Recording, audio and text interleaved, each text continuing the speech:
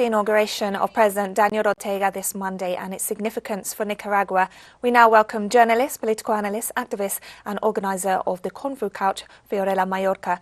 Thank you so much for joining us today, Fiorella. Hi, thank you for having me. Fiorella, what does another Daniel Ortega presidential term mean for Nicaragua?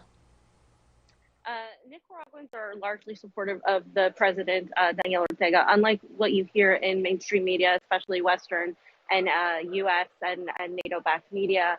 We just heard this morning that the United States Department of Treasury has issued new sanctions for Nicaragua, specifically for diplomats and high-ranking military officials, which was something that we could see was coming. However, it kind of shows just how impactful geopolitically this whole situation will be. We have the president of Venezuela, Nicolas Maduro, arriving, president of Cuba, Miguel Diaz-Canel, also arriving. And so what we're seeing here is a new era of affiliations with Iran, China, and Russia in a time where the United States is experiencing drastic and dire economic policies. Nicaragua is building, it's rebuilding, it's expanding. There is talk of a potential canal being built that would absolutely change the trade and the economic possibilities of the entire Central American region.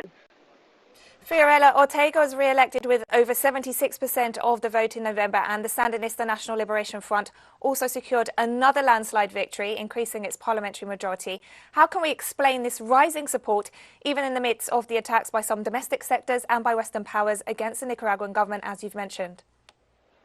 Right. So being with a delegation, I have traveled to certain parts of Nicaragua where there was so much poverty prior to Daniel Ortega's government and the FSLN, and that has changed drastically in the last few years. For example, Bilwi is a autonomous zone in the Caribbean north of the country, and that is full of indigenous people that speak different languages, and they experience back-to-back hurricanes of Category 4 and 5.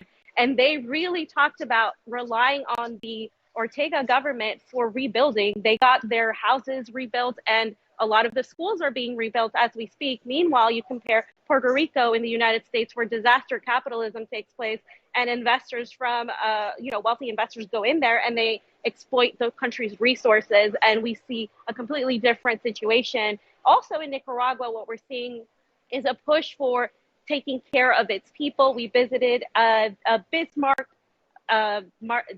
Martinez Center. It was a center where people were allowed to have housing, and it was a very, very low-cost housing. 2/3 was covered by the government, only 1/3 was covered by the people, and people were speaking about that excitedly. Nicaragua has by far the best roads in the Americas. There are roads in the United States right now that are far worse than anything I've seen here in Nicaragua. And so I really have a hard time seeing the quote-unquote reports from the so-called journalists of the mainstream media, the New York Times, the Washington Post, and all Reuters today, just talking about Daniel Ortega being an oppressor and talking about journalism, when once again, we're seeing the persecution of journalists by the State Department, including journalists like Julian Assange, who is still sitting in Belmarsh prison as we speak. Fiorella, you mentioned there the sanctions, but what are the challenges going forwards for the Nicaraguan government? Right, so sanctions are an act of siege warfare. Unfortunately, sanctions have affected many of the Latin American countries. We've seen them affect Cuba, we've seen them affect Venezuela. The one thing I will say about Nicaragua is they have been preparing for this moment. Nicaragua is largely self-sufficient.